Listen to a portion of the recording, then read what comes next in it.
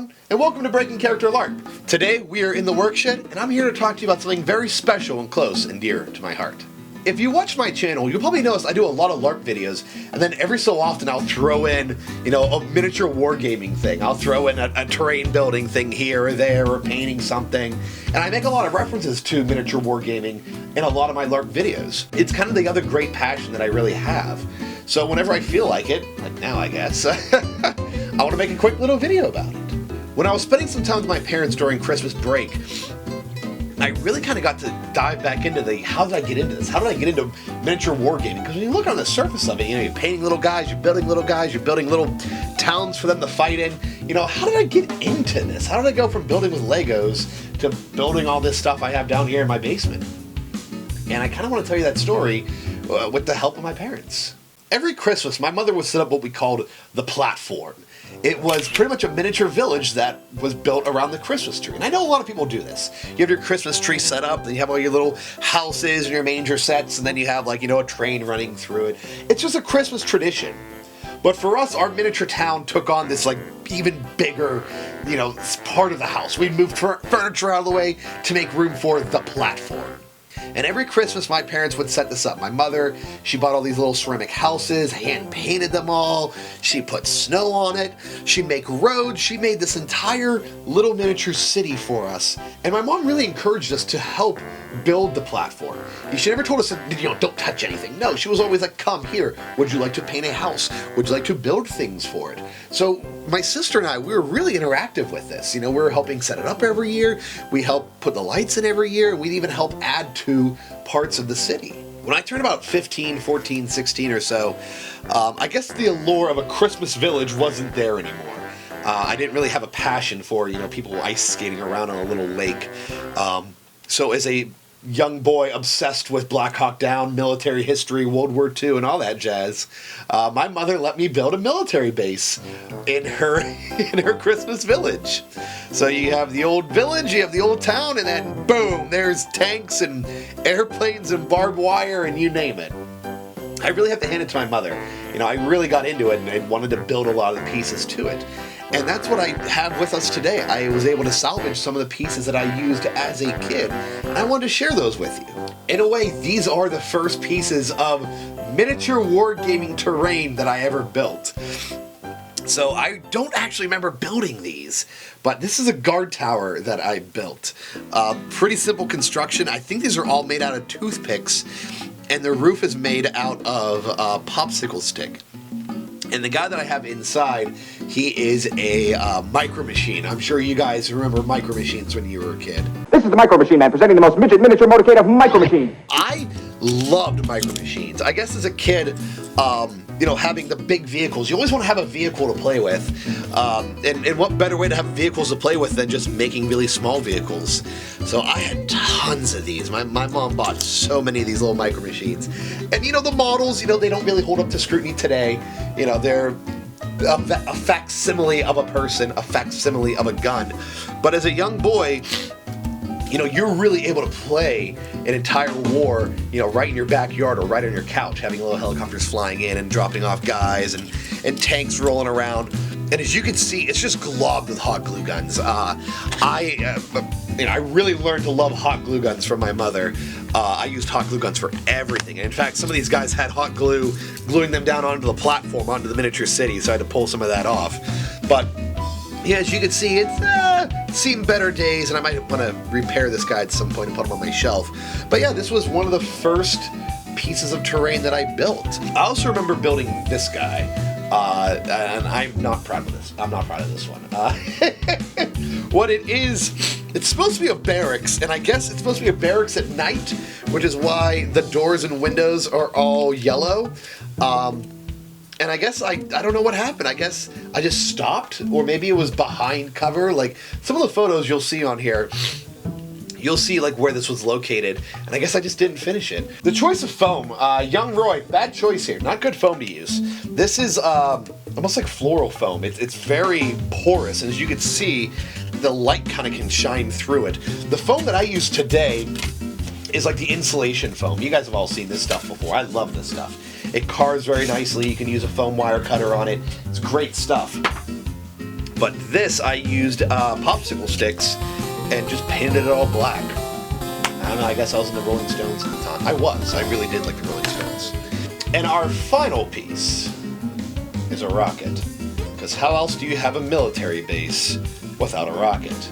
This rocket, I would not even save this today. The only reason I'm saving it is because young Roy made it, a younger version of myself. But it's made out of, I think it's toilet paper tube, but I'm not sure. It might be wrapping paper tube. It's a little bit stronger than toilet paper tube, but yeah, it's made out of cardboard tube. And this is just blue tape. I just took a bunch of blue tape and just wrapped it up, and boom, that's a missile. The most cartoony 1950s missile you could think of is what this is. But again, it's what a young kid made. A young kid who's never heard of Warhammer. A young kid who never heard of miniature wargaming. A young kid who never heard of any of this stuff that you guys have access to today. I didn't have access to that stuff. Today, you have a bunch of tutorials, but, you know, this is just what young Roy was putting together, you know, not going to be seen by anybody. Obviously, that's what makes me smile about this. Young Roy built these for his mother's platform, put them in a bag and said, and never pulled them back out again until how many years later. And now I get to share it with you guys. This fun memory of, you know, this is how I guess I got into miniature wargaming. This is how I got into painting miniatures. This is how I got into this stuff. My mother's platform for Christmas. When I share this with my friends, a friend of the channel, Kyle, you know, he was ecstatic by this, and I talked to him about wanting to make a video of just talking about this, just talking about, you know, my experiences of this stuff. And he said, well, why don't you make a tutorial? Why don't you make a remix of this? You know, a younger Roy made this back when he was 14, 15, 16. What about modern day Roy using the skills and technology and the things that he has? Why don't I try to remake one of these? And I said, that's a brilliant idea. So that's what I did. I did a little quick build on how to build yourself a little guard tower for your Warhammer, Necromunda, modern day mini war games that you play today. So sit back, relax, and let's see how much our skills have improved, or have not improved, as it were. So here's our tower. This is what we want to emulate as much as possible. The main body we made out of these bamboo marshmallow roaster sticks. And I also use these coffee stirrer sticks. They're pretty thin, bendable pieces of wood.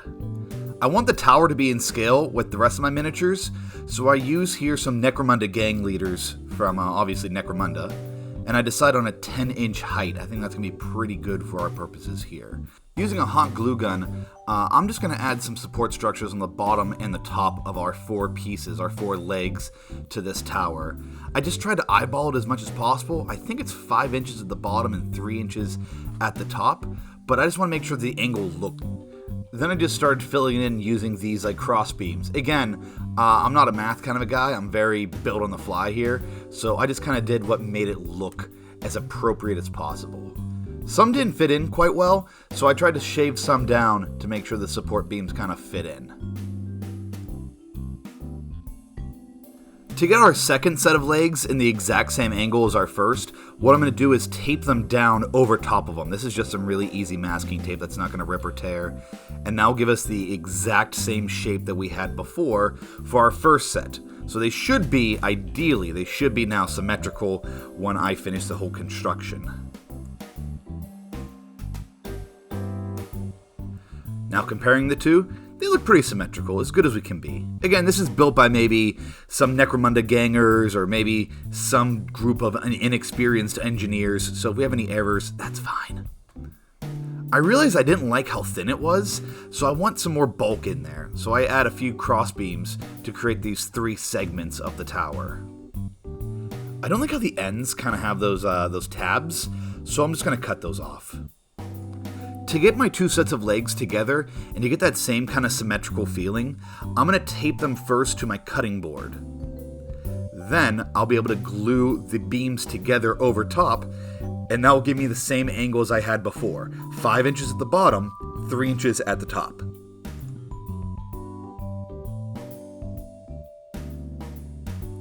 With both sides done, now we have this pretty symmetrical looking tower. And I'm not gonna lie, it's really sturdy and surprisingly huge. For the floor at the top, I'm just going to cut out some of this chipboard. If you watch any of Wylock's crafting videos, he loves this stuff, and it's pretty easy to work with as well. To bulk out the bottom, I'm going to kind of have like, I don't know, an escape hatch or something, and I'm going to use this. This is a 4-pack of those craft beers, but it looks pretty good whenever it's glued down. It looks like some sort of science fiction hatch. Our original model has some slanted roof tiles. To emulate that, we're going to make some corrugated iron. Now the best trick is to just take some cardboard and you're going to peel one side of it off, and that's going to kind of leave you with these ridges. Just take some time and rip off the rest of the pieces of paper there, and it looks like corrugated iron. To finish up our roof, I'm just going to take 4 pieces of this bamboo and use that as kind of our posts that's going to hold up our corrugated iron roof. These coffee stirrers will add some good support and also kind of act as a railing so our models don't fall off.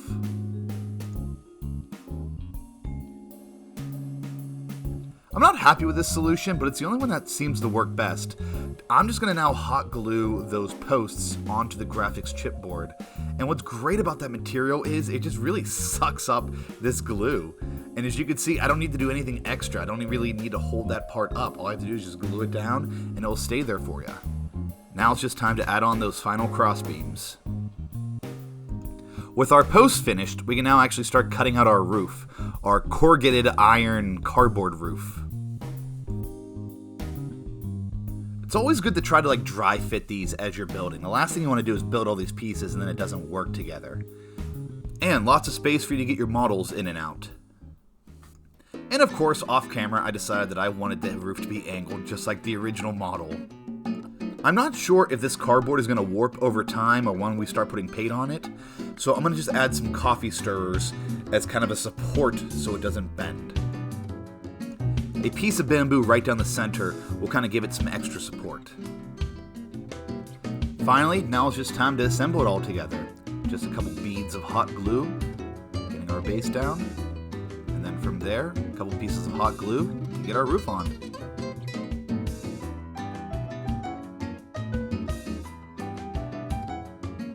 I wanted to ensure that other models could fit in here, not just Necromunda gangers. An old marine with lizardman pieces clearly fits. This bones miniature of a gargoyle maybe won't be able to. I had 2 train of thoughts with painting this piece. This is Army Painter Leather Brown, and I've used this before to paint a lot of my wood structures that I use. But I don't think I want this to be a wooden watchtower. I kind of want this to be in line with the rest of my Necromunda gear. And a lot of my Necromunda terrain is a lot of metal. So instead, I think I'm going to go with a black base paint first before I start putting on any silver or gray paint. I've said this before and I'll say it again, I am not a great painter, but I'm pretty good at getting paint on a model. So this is just a simple acrylic silver paint that I had, and this is a simple, easy dry brushing technique. You get some paint on your brush and then you quickly dry some of it off on a piece of porous material or a napkin, and when you then go over your model, you're only hitting the high parts, creating shadows. In this demonstration, you can really see the dry brush at work. Now let's see this tower in its natural habitat, the tabletop. I had a lot of Vietnam vibes while building this piece. It only felt natural to put this on my beach board with all my palm trees. It's a very modern setting, but I feel like it works. But this is where the tower will spend most of its time, overlooking my Necromunda shantytown. I built most of these pieces a few years ago, but I had this in mind while I was constructing the tower. I wanted it to fit in with the same aesthetic of simple metal girders, and I also wanted to bring some elevation to the game. It's even high enough to actually connect to some of my other buildings, and you can put walkways between them. From this little simple tower built by this guy years ago, to this tower made for some modern wargames, the techniques and the skills might have changed, but the passion for building is still there.